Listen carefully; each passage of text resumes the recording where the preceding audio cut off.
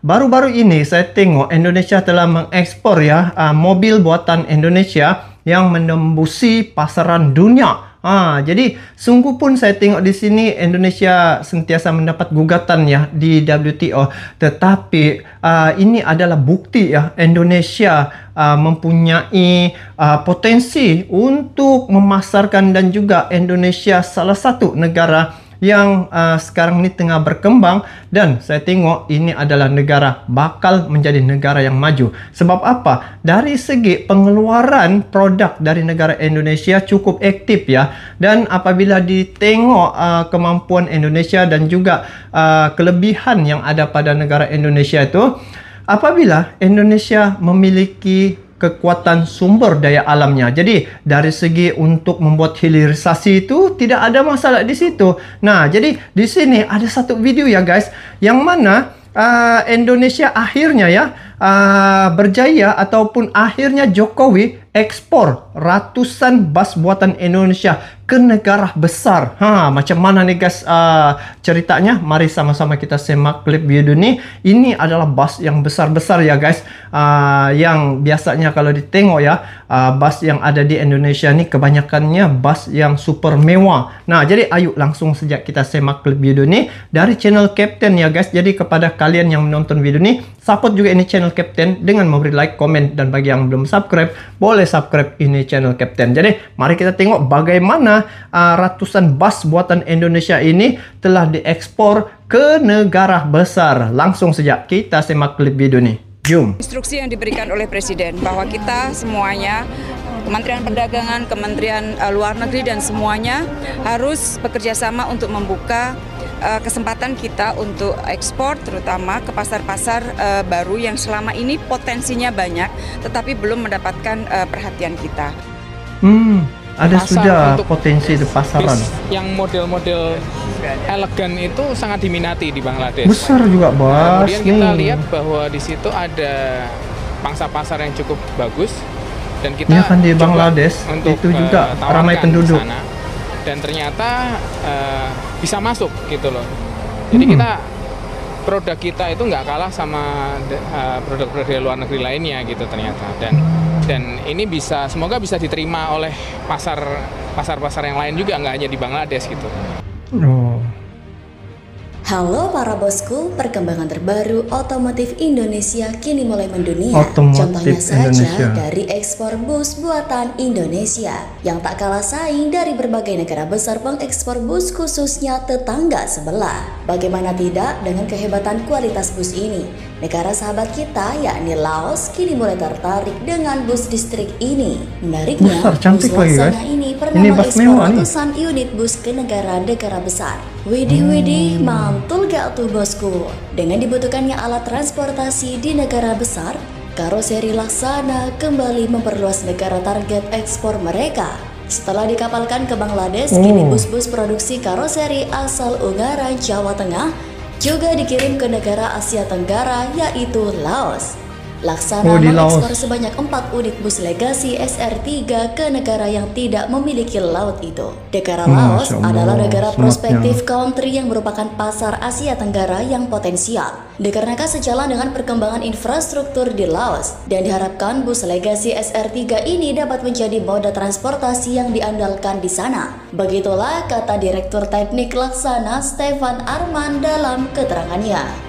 Dari eksterior, bus-bus Laksana yang diekspor ke Laos tersebut memiliki tampilan yang sederhana. Bus Laksana ya? Menggunakan kombinasi warna cat putih, orange, dan warna gelap, yaitu biru tua. Bus ini juga tidak memiliki pintu belakang dan kaca depannya pakai model panorama, serta menggunakan pelindung terali seperti bus-bus asal Sumatera. Menariknya, bus ini menggunakan konfigurasi setir kiri. Sebagai informasi, Laos, Kamboja, Myanmar, Vietnam, dan Filipina merupakan negara-negara di Asia Tenggara yang menganut posisi setir kiri. Dikirimnya legasi SR3 ke Laos tentunya telah menambah portofolio Laksana di kancah ekspor. Sebelumnya, dia punya reka bentuk pun cantik. Telah mengirimkan lebih dari 200 unit bus. Bus-bus itu telah dikirim ke Fiji, Timor Leste, Bangladesh, dan tentunya Laos. Pada kesempatan kali ini, Laksana Memang akan mewah. mengekspor 4 unit bus legasi SR3 ke negara Laos dengan setir kiri. Hal ini menunjukkan respon yang positif dari pasar Laos akan produk Laksana dari Indonesia. Laksana bekerja sama dengan pabrikan pembuat chassis dari Eropa hadir di Laos, berusaha untuk Al-Hijrah, dia memberikan punya solusi tulisan. baru yang lebih premium bagi kebutuhan transportasi darat di Laos. Laksana terus berkomitmen untuk menunjukkan bahwa produk-produk bus Indonesia sudah berkelas dunia dan bisa bersaing di negara-negara lain. Nah, kali ini ada berita yang sangat mantul alias mantap betul. Datang lagi dari industri perkeretaapian Indonesia, yaitu PT Inka. Selain menjadi pemasok utama untuk kereta api dalam negeri, bukan sembarangan bos. Ternyata PT Inka pun telah menjadi pemain besar di luar negeri. Salah satu Oke, kita tengok bincang pasal bus ini sejaklah. Tengok ya, ini kemampuan Indonesia untuk memproduksikan bus ini telah terbukti ya, telah menembusi pasaran dunia.